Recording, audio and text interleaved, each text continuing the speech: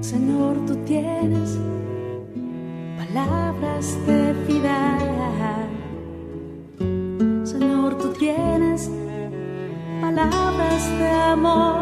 Radio Católica 101.7 de FM presenta al presbítero Andrés Alejandro Chablé con la reflexión del Evangelio de hoy. Escuchemos, una estrella que ilumina tu camino. Tienes palabras de vida. Shalom, hermanos y hermanas, bienvenidos a este 30º domingo del tiempo ordinario. Hoy, domingo, precisamente 25 de octubre del 2020. Del Santo Evangelio según San Mateo. Gloria a ti, Señor. En aquel tiempo, habiéndose enterado los fariseos de que Jesús había dejado callados a los saduceos, se acercaron a él. Uno de ellos, que era doctor de la ley, le preguntó para ponerlo a prueba: Maestro, ¿cuál es el mandamiento más grande de la ley? Jesús le respondió: Amarás al Señor tu Dios con todo tu corazón, con toda tu alma y con toda tu mente. Este es el más grande y el primero de los mandamientos. Y el segundo es semejante a este: amarás a tu prójimo como a ti mismo.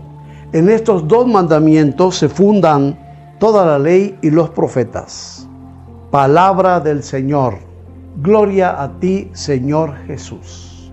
Bien, hermanos y hermanas, hemos escuchado este pasaje del Evangelio de San Mateo, capítulo 22, versículos del 34 al 40. El texto comienza diciéndonos que los fariseos se enteraron de que Jesús había dejado callados, les cayó la boca, al grupo de los saduceos.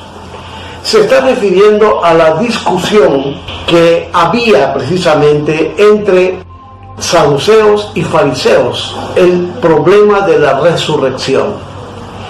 Mientras que los fariseos sí creían en la resurrección, los saduceos afirmaban que no, doctrina que hasta la fecha algunas sectas religiosas siguen propagando en el corazón de creyentes y de católicos en especial.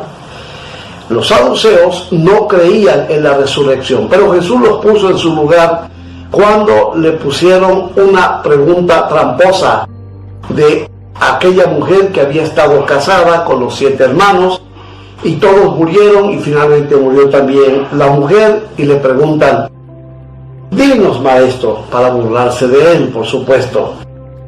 Allá en la resurrección, ¿de quién será mujer la que estuvo casada con los 7 hermanos? Y Jesús los dejó callados cuando les dice: en la otra vida, hombres y mujeres no se casan, porque serán como los ángeles de Dios, los que sean juzgados dignos de la vida eterna. Y les dice que de que hay resurrección, y les cita algunos ejemplos del Antiguo Testamento. En base a esa respuesta, ahora los fariseos quieren poner en aprieto a Jesús. Le mandan a algunos doctores de la ley para que le pregunten sobre el mandamiento más grande de la ley. Esta pregunta es también para ponerle una trampa a Jesús, pero también suena como una pregunta que trae detrás el desconcierto de los mismos doctores de la ley, maestros de la ley, fariseos, escribas del judaísmo de su época. ¿Por qué digo esto? Porque hay unas constantes en los evangelios donde preguntas que le hacen a Jesús relacionadas con lo que es el centro de la creencia, de la religión. ¿Quién es mi prójimo?, le preguntan en el Evangelio de San Lucas. Y Jesús responde con la parábola del buen samaritano, del hombre que se compadeció del caído del camino, golpeado, malherido, aquel hombre semipagano, sincretista, pecador, es el que se compadece, y no el sacerdote judío ni el levita, funcionario del templo. con el pretexto de la religión, no tienen prójimo. Le preguntan sobre el matrimonio. ¿Es lícito que un hombre entregue acta de divorcio a su esposa por cualquier motivo? ¿Qué debo hacer para ganar la vida eterna? ¿Qué debo hacer para salvarme? Tanto Marcos como Mateo. Marcos dice que un hombre, Mateo dice que un joven se acercan a Jesús para preguntarle sobre la salvación. ¿Qué tengo que hacer para salvarme?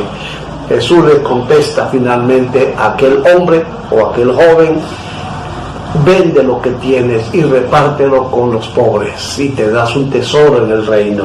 Muchas preguntas, porque hay un desconcierto también en los jefes judíos. Tenían tantas leyes y normas y leyes sobre leyes y ritos y preceptos que era aquello apabullante. Se habían perdido en el tiempo y en el espacio. ¿Qué es lo más importante de la religión? También nos puede pasar a nosotros. La pregunta es profunda a la vez.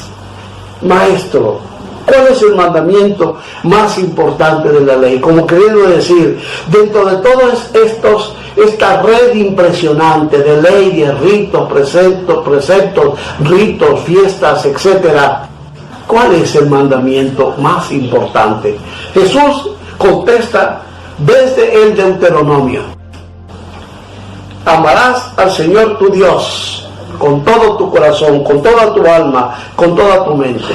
Así empieza el texto del Deuteronomio. Escucha, Israel, el Señor tu Dios es solamente uno. Este mandamiento va contra la idolatría. No tendrás otros dioses. El Señor es solamente uno. Amarás al Señor tu Dios con todo tu corazón, con toda tu alma, con toda tu mente, porque el amor a Dios es la fuente de la vida. No hay otra fuente de vida comparable, otra fuente de vida que se pueda alternar con la de Dios. Es la única. El corazón humano tiene que estar totalmente entregado al amor de Dios para que la vida humana tenga sentido, el sentido más profundo, más pleno. Tiene que venir de la fuente del amor de Dios. Ningún amor humano que no tenga como procedencia la fuente del amor de Dios puede ser auténtico, si no se basa en ese amor único hacia Dios. La segunda cláusula de este mandamiento, único mandamiento, en 3 momentos de esa fuente del amor de Dios brota el amor al prójimo, el amor al hermano. Ya en la primera lectura del libro del Éxodo, capítulo 22, versículos del 20 al 26, dice así: no hagas sufrir ni oprimas al extranjero, porque ustedes fueron extranjeros en Egipto. No explotes a las viudas ni a los huérfanos, porque si los explotas y ellos claman a mí, ciertamente oiré yo su clamor. Mi ira se encenderá, te mataré a espada, tus mujeres quedarán viudas y tus hijos huérfanos.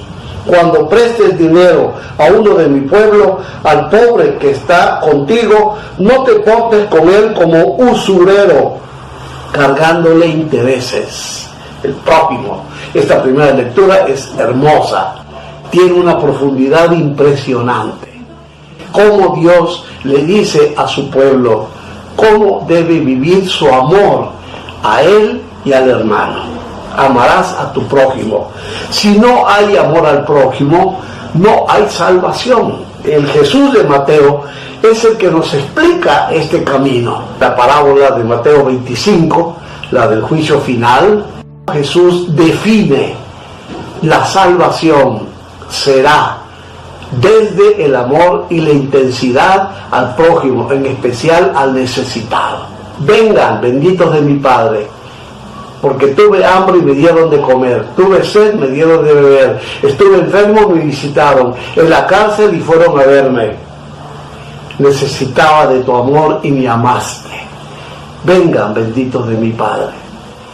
No seremos juzgados por otra razón, la de la intensidad del amor al hermano, al prójimo. la última cláusula que a veces nos olvidamos. Primera cláusula, amor a Dios como fuente de toda la vida, al prójimo como a uno mismo. ¿Cómo nos olvidamos de este amor a uno mismo? Lo que los psicólogos llaman la autoestima. ¿Cuántas personas no se aman a sí mismas? La autoestima de muchas mujeres, por ejemplo, está por los suelos. Les han dicho que solamente valen en relación con el hombre. Sin mí no sabes hacer nada, sin mí no eres nada. Y se lo creen las mujeres muchas veces.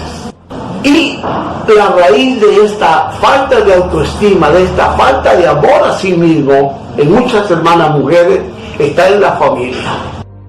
Todavía se consienten a los varones privilegiadamente por encima de las niñas. Incluso desde que nacen, los varones son la alegría del padre y los privilegian y los crían como machitos. Tienen todos los privilegios y pueden hacer lo que quieran porque son hombrecitos. Las niñas no. Las niñas tienen que aprender quehaceres domésticos como sirvientas del hombre. Y muchas mujeres crecen sin la autoestima. La autoestima de la mujer está todavía golpeada, herida, lastimada, lacerada. Hay que cambiar los esquemas de la familia porque la mujer y el hombre valen lo mismo ante Dios. La diferencia no marca la calidad humana. La calidad humana es la misma ante Dios, hombres y mujeres. Amarse a sí mismo es la tarea de la familia. Crear niños y niñas con autoestima. Que se sepan amados, queridos, valorados. Que nadie tenga que pensar que ha venido a este mundo para nada, porque no sirve para nada, porque no tiene capacidades, porque no sirve para ciertas cosas. Nunca hagamos eso. La persona vale ante Dios, debe valorarse siempre. Tú vales mucho. Dios te ama. A los niños y a las niñas hay que decírselos para aumentar su autoestima. Te quiero, te amo, tú vales mucho para mí. Por eso la violencia intrafamiliar es desastrosa, es terrible, porque golpea la autoestima. Al golpear a un niño, al insultar a un niño, a maltratar a un niño, desde la familia, desde la escuela, desde la sociedad en que vivimos, estamos negando la autoestima. Y van creándose hombres y mujeres sin autoestima. Amor a Dios, al prójimo y a uno mismo. Shalom, hermanos y hermanas, hasta el próximo comentario. Señor, tú tienes palabras de